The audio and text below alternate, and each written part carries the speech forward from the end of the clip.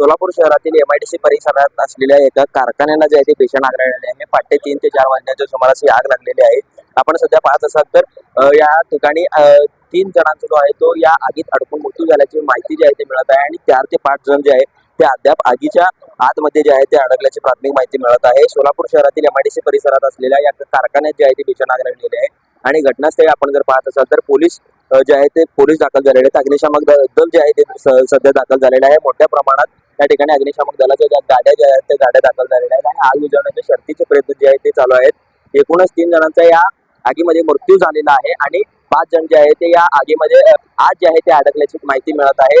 सोलापूर शहरातील MIDC परिसरात ही आग लागली होती आणि या आगीमध्ये जे आहे मोठा नुकसान जो आहे तो या ठिकाणी झाल्याची माहिती मिळत आहे।